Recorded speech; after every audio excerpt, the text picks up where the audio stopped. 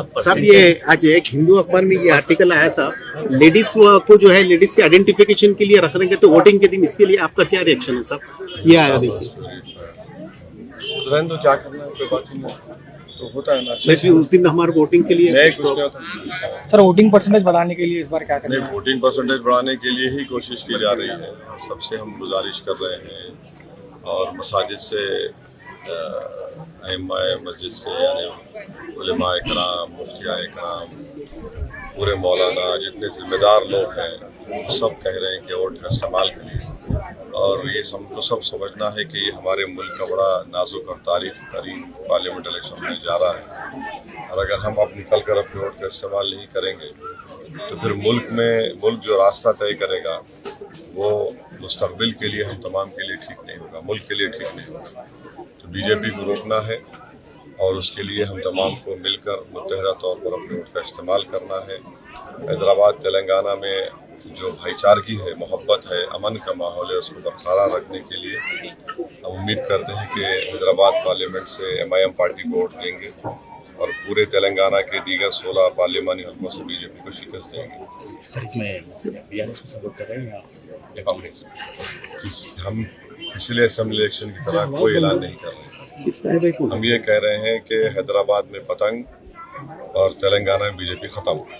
तो अब इसके लिए अवाम अक्लमंद है, बाशऊर है, अवाम जानती है कि बीजेपी को कैसा हराया जा सकता है और ये हमारा फैसला है। और आप देखेंगे कि इंशाअल्लाह ताला मजलिस के ऐलान के बाद अवाम को पैगाम मिल चुका है। सर, बीजेपी का जो नारा है इस बार 400 पार, उसके ताल्लुक से आपका क्या? देखिए, 400 पार का जो नारा है वो इसलिए दिया जा रहा है कि हमारे आइन को, संविधान को, कॉन्स्टिट्यूशन को बदल देना।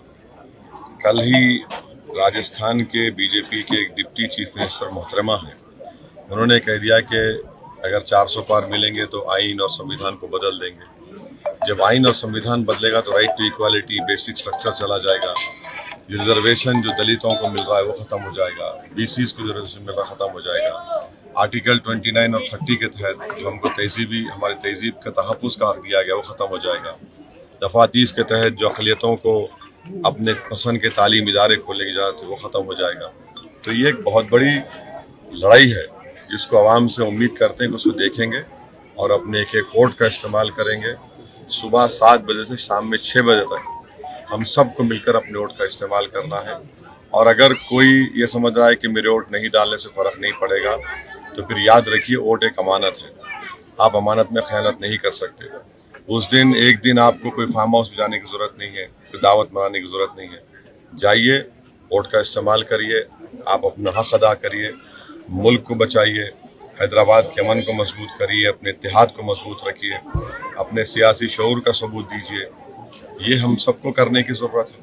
सब अब की बार भी इलेक्शन के जो चीट्स है उसके अंदर बेकायदगी पाई जाती है। क्या है? तकरीबन एक घर के 5 वोट है तो जिसमें से 2 वोट ऐसा नहीं है, बाज़ वोटों की जंपिंग हुई है, वो चेक कर रहे हैं, चेक करके दे देंगे आप, क्योंकि अब तो हमारे पास ऐप है, वो उससे प्रिंट आउट निकल जाता है, वहीं का वहीं दे सकते हैं। ऐसा दे रहे सब, लेकिन बास जगह 1 और 5 अगर वोटर्स है तो उसमें से 2 का नहीं है सर, चेक करने के बाद ये पहले जो चेक करके दे सकते, बाद में दूसरे बूथ पर क्या होगा नाम चेक कर लेंगे। सब अपने हैदराबाद की नॉर्मल आवाम का सवाल है कि असद साहब ज़्यादा मेहनत कर रहे हैं, लेकिन असद साहब भी आते लोगों की आवाम, मतलब जो नॉर्मल जो बातें चल रही वो सिर्फ असद साहब ही जीते, लेकिन असद साहब ज़्यादा मेहनत क्यों कर रहे हैं? बीजेपी की वजह से या माधवी लतानी की वजह से? मैं 1994 में, आज से 30 साल पहले हल्के असेंबली 4 मीनार का MLA था। मैं तो ये समझ रहा हूँ कि मेहनत कम कर रहा हूँ। मेहनत तो इलेक्शन में नहीं कर तो कब करेंगे भाई? सोशल मीडिया अरे भाई, पब्लिक का देखिए, पब्लिक इलेक्शन है, मैं हर तरफ मेरे को जाना है, लोगों को मैं दिखना। नवाब साहब कुंटे में आया, मैं कल चंद्रायन को याकुतपुरे में हूँ, तो हर तरफ 7 असेंबली हल्के जाते हैं, तो आवाम के पास जाके उनसे मेरे को गुजारिश करना है ना वोट देने के लिए। तो ये मेहनत तो करना ही पड़ेगा, जमहूरियत है, कैंडिडेट का काम है मेहनत करना। अल्हम्दुलिल्लाह माशाल्लाह मेरी सेहत अच्छी है, तो मेहनत कर रहा हूँ, मेहनत करना पड़ेगा और मेहनत करेंगे ही तो होगा ना। तो इसका कोई, अगर आप बोलेंगे मेहनत नहीं करे, घरे बढ़े, तो आप नहीं बोलते दिख रहे नहीं भाई, कहा तो भी है। सकल एक स्टेटमेंट आया उलमा इकराम के अपने हैदराबाद के, जो कांग्रेस को सपोर्ट करने की। उलमा इकराम उनका इख्तियार है, वो फैसला लिए हैं। उनका फैसला है, उनका इख्तियार है। हैदराबाद में सिटाइज कर रहे हो लोग।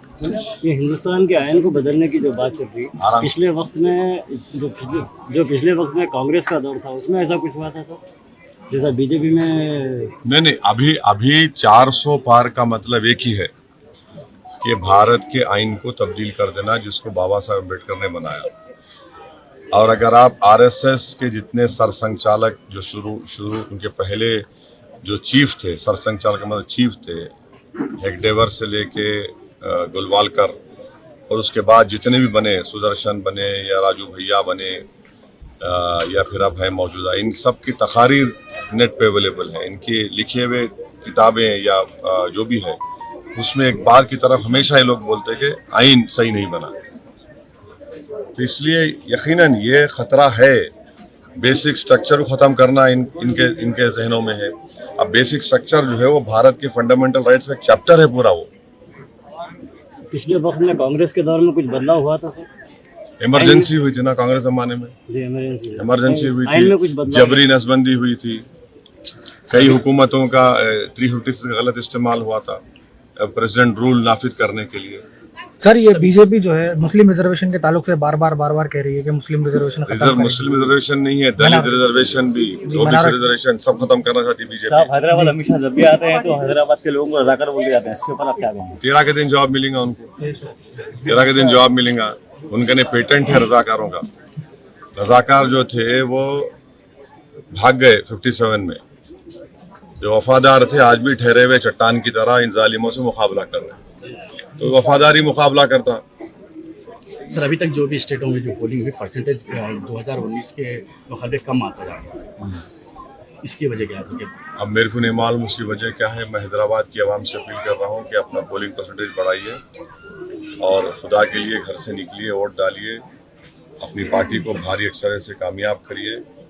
और बाज़ अखबारात में ये लिख रहे कि नहीं हैदराबाद में कंपटीशन ही नहीं है, सट्टा वाले रेट नहीं दे रहे। अरे अखबार का आर्टिकल लिख रहे तुम सट्टा के बारे में लिखते क्या जी हैं? इस तरह लिख रहे आप कोई? ये देखिए, ये एक खामोश तरीके से पोलिंग परसेंटेज गिराने की साजिश कर रहे हैं। मैं आपके जरिए से हैदराबाद के राय दहिंदगान से अपील कर रहा हूँ कि मजलिस के पूरे मुखालिफिन एक जगह जमा होकर ये कोशिश कर रहे हैं कि मजलिस की कामयाबी को अगर रोक नहीं सकते तो कभी नहीं रोक सकते इंशाल्लाह, तो पोलिंग परसेंटेज कम करना। और इसीलिए कभी अखबार में ऐसा लिख दे रहे, कभी वहाँ पे कुछ बोल दे रहे। तो हैदराबाद की आवाम से अपील कर रहा हूँ कि जो ज़ाहिरन हमारे सामने नहीं है मगर इनका दिल बातिल ताकतों के साथ है, मुखालिफिन मजलिस के साथ बैठकर साजिशें रचा रहे हैं, तो इन तमाम, जिसको हम उर्दू में बोलते हैं चंडाल चौकड़ी, ये चंडाल चौकड़ी को हराने का है। तो हमारे को अपना पोलिंग परसेंटेज बढ़ाने का। सर पोलिंग परसेंटेज बढ़ाने के लिए आप क्या मुहिम चलाना चाह रहे हैं? क्या हम तो हर जगह बोल रहे हैं, तकरीरों में बोल रहे हैं। अब तो हम लोग घर पर स्टिकर लगा दे रहे कि आपका पोलिंग स्टेशन ये है, यहाँ पे इतने वोट है। पूरी कोशिश चल रही है। सब आवाम के अंदर तो सबसे ज्यादा जो शुगर अब देखा जा रहा है, वोट देने के लिए बेचैन 13 मई का लोग इंतजार कर रहे हैं। इसके तस्वीर का मैं दूसरा रुख बता रहा आपके मुंह में की शक्कर, अल्हम्दुलिल्लाह साहब, लोग बेचैन है 13 मई के इंतजार में। और खासतौर पे मेरा सिर्फ ये आपका पैगाम जो फर्स्ट टाइम वोटर है उनके लिए कुछ आपका मैसेज उनको दीजिए। फर्स्ट टाइम वोटर बेचैन है लोग। फर्स्ट टाइम वोटर से मेरी की पैगाम है कि उनकी लड़ाई हम लड़ रहे हैं। सही है, मुस्तकबिल तो उनका होगा ना। इस मुल्क की जिम्मेदारी कल उनके कंधों पे आयद की जाएंगी। अगर फर्स्ट टाइम वोटर ही बोलेगा नहीं मैं जरा फार्म हाउस जाके आम खा के आता हूँ, मैं कहीं दूर जहाँ धावा खुला है वहाँ पे जाके उसको बोल दिया मैं वो क्या बोलते हैं वो चिकन बनाओ, कंट्री चिकन बनाओ, वो वहाँ पे वैसा मिलता। मैं यहाँ से गुलबर्गा हुनाबाद चलेगा तो अचारी गोश्त मिलता। ऐसा मैं सुन, ये गलत बातें हैं भाई। आपकी लड़ाई हम लड़ रहे हैं इस मुल्क को बचा। अगर देखिए इस पार्लियामेंट इलेक्शन में अगर खुदा ना खास्ता बीजेपी हुकूमत में आएंगी तो फिर ये मुल्क उस रास्ते पे चला जाएगा जहाँ से वापस आना मुश्किल होगा हमारे को, और हम लोग तारीख का हिस्सा बन जाएंगे। तो तारीख अगर बनाने का है तो फर्स्ट टाइम वोटर हो, बुजुर्ग हो, नौजवान हो, खवातीन हो, सबको एक साथ 13 तारीख